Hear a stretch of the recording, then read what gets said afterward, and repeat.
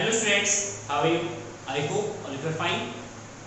Students, today we are going to discuss some numerical of chapter current electricity. Last lecture है ये और कुछ questions numerical solve करेंगे इसमें एंड आफ्टर देन इसके बाद हम नेक्स्ट लेक्चर्स में न्यू चैप्टर स्टार्ट करेंगे that is magnetic effects of electric current. ठीक है, तो लास्ट वीडियो है कुछ क्वेश्चन देखते हैं. सो now let's C question number first and question number first is the storage battery of a car has an EMF of 12 volt if the internal resistance of the battery is 0.4 ohm. What is the maximum current that can be drawn from the battery? Battery का internal resistance दे रखा है, EMF दे रखा है, कह रहे कि इस battery से मैक्सिमम कितना करंट हम ड्रॉ कर सकते हैं. So it's again a very simple question. EMF of battery is equal to 12 volt. 12 volt. Internal resistance of battery that is equal to 0.4 ohm. So now Imax current maximum कितना होगा? That is E by R. E by R. Then 12 by 0.4. 0 डालेंगे, point हटाएंगे, 0 लगेगा, ठीक ना? That is equal to 30 ampere. मतलब maximum जो current हम ड्रॉ कर सकते हैं बैटरी से वो कितना ड्रॉ कर सकते हैं? 30 एम्पियर का करंट ड्रॉ कर सकते हैं. Clear? So now let's see second number question. A battery of EMF 10 volt and internal resistance 3 ohm is connected to a resistor if the current in the circuit is 0.5 ampere. What is the resistance of the resistor? What is the terminal voltage of the battery when the circuit is closed? In the second case में EMF दे रखा battery का, EMF is equal to given है कितना है 10 volt. इसका internal जो resistance है small r that is equal to 3 ohm. एक रेजिस्टर के साथ कनेक्ट किया है जिसका रेजिस्टेंस अननोन है, r फाइंड आउट करना है, कैलकुलेट करना है इसको. और यहाँ पे करंट जो सर्किट में फ्लो रहा है I is equal to 0.5 ampere. And जब सर्किट क्लोज्ड होगा तो उसका टर्मिनल वोल्टेज कितना है ये भी हमें कैलकुलेट करना है. ठीक है, सुनो दैट्स इट. E R और कैपिटल R और I दे रखा है, तो इसमें से हमें करंट का फॉर्मूला यूज करेंगे. Current I is equal to E upon total resistance that is R plus small r. Value of I is equal to 0.5 is equal to 0.5 means इसको लिखते हैं 1/2 that is equal to 1/2 ampere. and E 10 divided by R plus small r का value है 3. Cross multiply करो, R plus 3 is equal to 20 then R is equal to 70 ohm.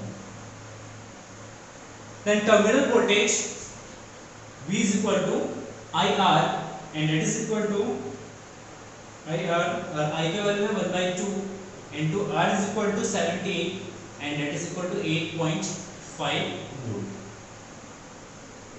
ये जो इसका terminal voltage 8.5 volt. Clear? So now let's C next question. Question number third. Question number third is at room temperature 20 degrees Celsius the resistance of a heating element is 100 ohm. room temperature पे resistance है 100 ohm. what is the temperature of the element if the resistance is found to be 117 ohm?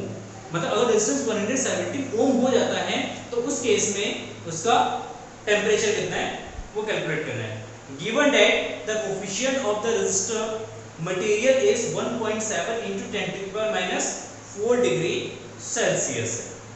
ठीक है, so now we have given that room temperature T1 is equal to 27 degree Celsius. T2 temperature find out करना है. R1 resistance दे रखा है, room temperature पे resistance है 100 ohm and R2 temperature मतलब T2 temperature पे रेजिस्टेंस है 117 ohm. And value of alpha given है. Alpha is the temperature coefficient of the resistor. It is known as temperature coefficient of resistor and it is given as 1.7 into 10 to the power minus 4 degree Celsius. Degree Celsius. Oh, sorry. per degree Celsius.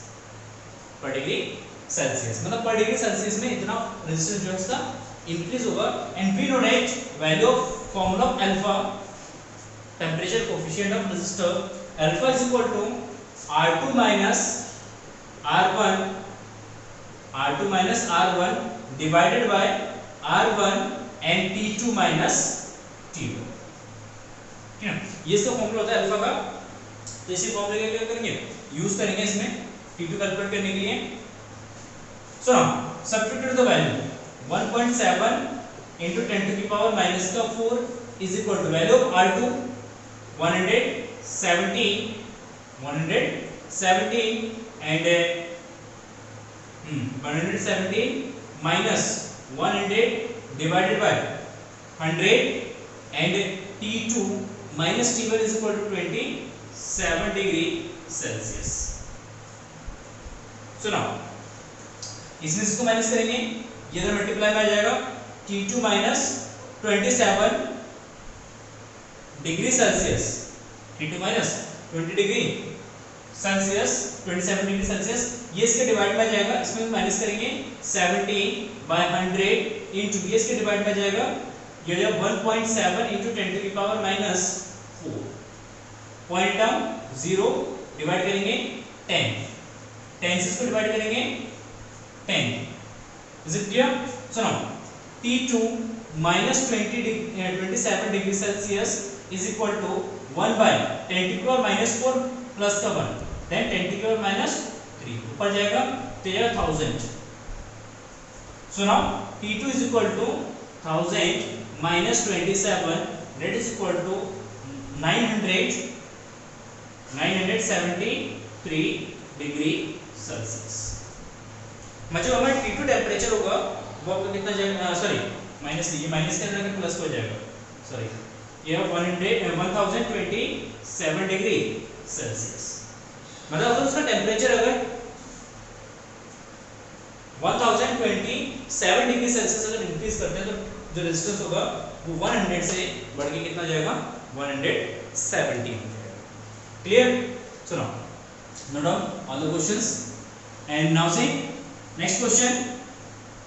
It's also based on temperature coefficient of resistor.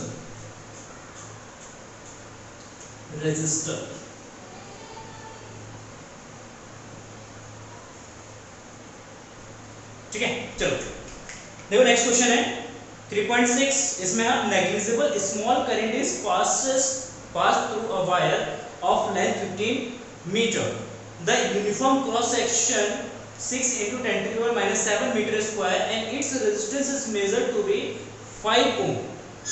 What is the resistivity of the materials at the temperature of the experiment? मतलब उस temperature पे कितना उसका specific resistance या resistivity कितनी है वो find out करना है.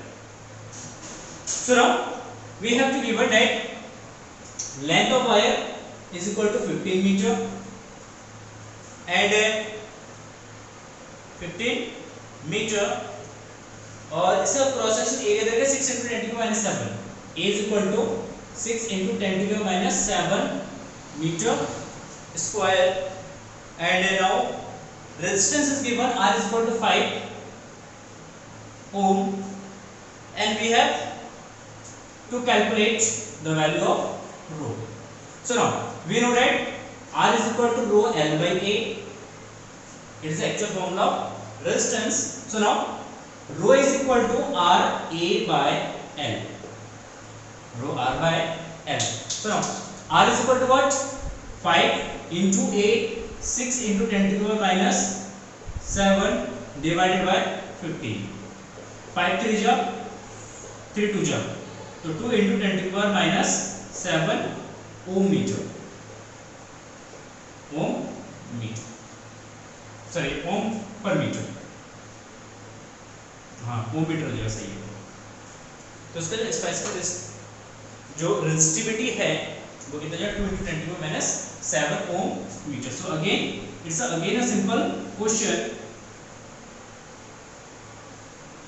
सारे मिक्स्ड क्वेश्चन है, अलग अलग तरीके के क्वेश्चंस भी मिलेंगे.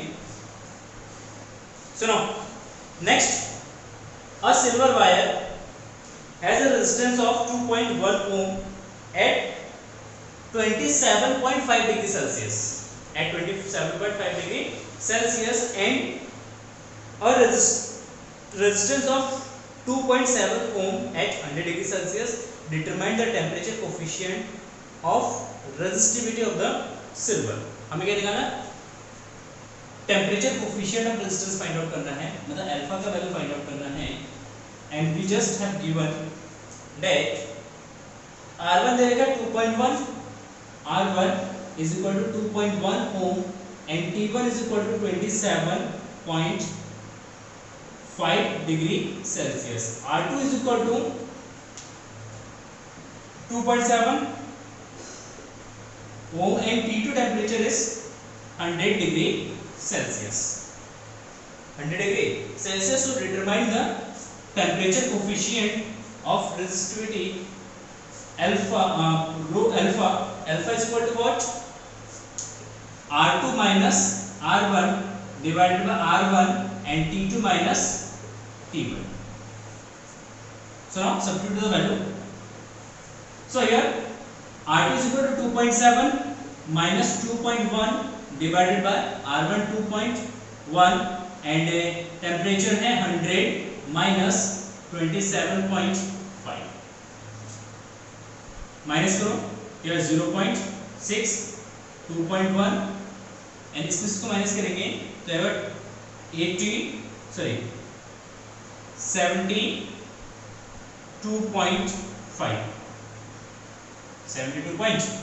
सो नाउ पॉइंट हटाओ, यहाँ से पॉइंट हटाओ, 3 से डिवाइड कर दो, 3 2 जा एंड 3 7 जा. क्लियर? देन 2 बाय इसको मल्टीप्लाई करते हैं किसके साथ? 7 5 जा 35 कैरी 3 7 2 जा 14 प्लस 3 17 7 7 जा 49 49 एंड 3 52 1 प्लस तो यह 2 बाय 527.5. इसको कैलकुलेट करना, डिवाइड कर देना और यहाँ पे लिख देना. आंसर जो है वो पर डिग्री सेल्सियस. ठीक है, डिवाइड करके यहाँ पे आंसर लिख देना क्योंकि डिवाइड करने का टाइम नहीं है. सुनो next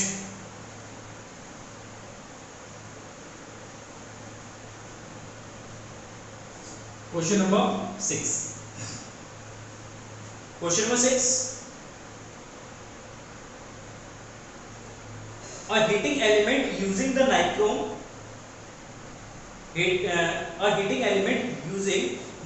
connected to a 230 board supply draw an initial current of 3.2 ampere which settles after a few seconds to a steady value of 2.8 ampere. What is the steady temperature of the heating element if the room temperature is 27 degree Celsius? Temperature coefficient of the resistance of nichrome averaged over the temperature range involved is 1.7 into 10 to the minus 4. Is it clear? तो सबसे पहले हमें questions ये given है. Question में ये लिखा है कि एक नाइक्रोम का वायर है जिसको कनेक्ट किया गया 230 वोल्ट पे. ठीक है, कितना करंट लेता है? 3.2 एम्पियर का करंट ये ड्रॉ करता है. सुनो, first of all we have given that voltage V1 is equal to 230 volt. कितना वोल्ट है? तो फर्स्ट केस में ये करंट ड्रॉ करता है सर्किट से that is equal to 3.2 ampere. So now इसका रेजिस्टेंस हो जाएगा.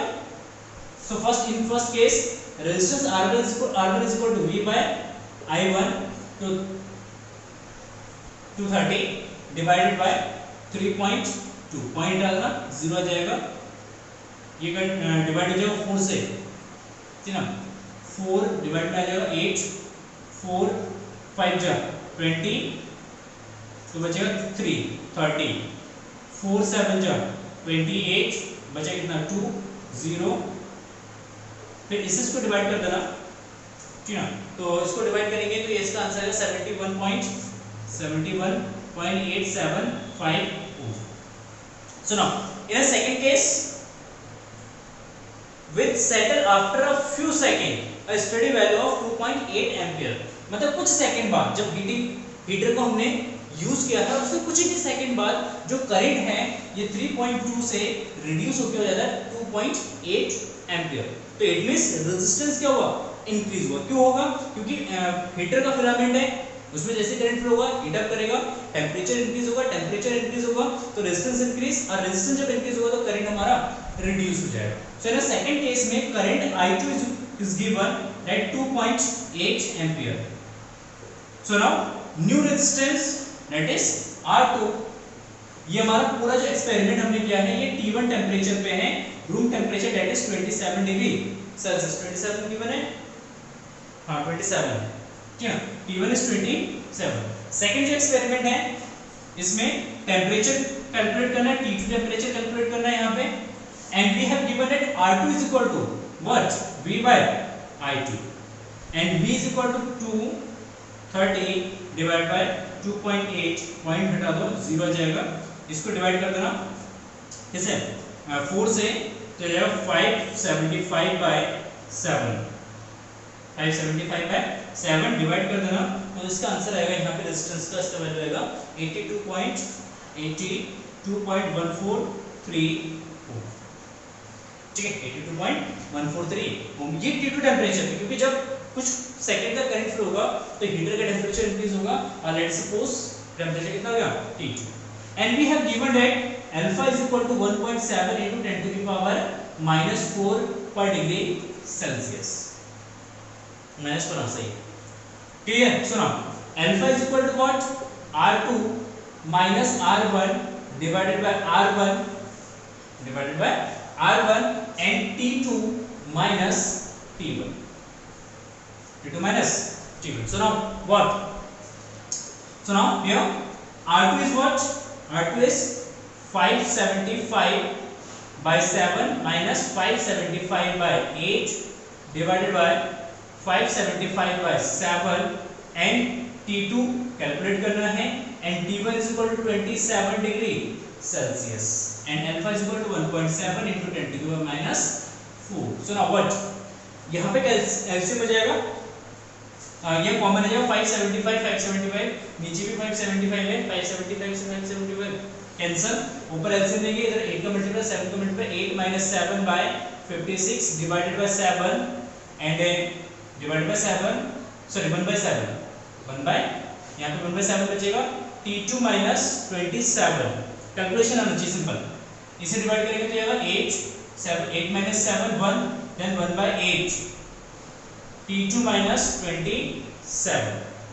So now what 1.7 into 10 to the power minus 4 यहाँ से T2 कैलकुलेट करेंगे इधर मल्टीप्लाई जाएगा then T2 minus 27 is equal to ये इसके डिवाइड में जाएगा then 1 by 8 into 1.7 into 10 to the power minus 4 इसको डिवाइड कर देना 8 से 1 को डिवाइड करना तो आएगा आपका 0.0 100 then 100 कितना आएगा 100 by 8 डिवाइड करते हैं इसको 4 से तो 25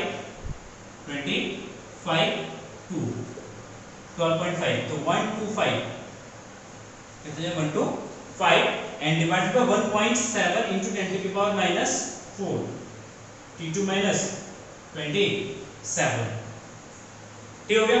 अच्छा 10 to the power minus 4 है ऊपर जाएगा प्लस का जाएगा इससे मल्टीप्लाई करेंगे तो आएगा 125 by 1.7 then T2 is equal to what हो जाएगा 125 by 1.7 और ये इधर आएगा तो प्लस में जाएगा और इसको सॉल्व कर लेना तो आपका आंसर आ जाएगा यहाँ पे टेंपरेचर आ जाएगा टेंपरेचर इज व्हाट ये आ जाएगा 867.35 डिग्री सेल्सियस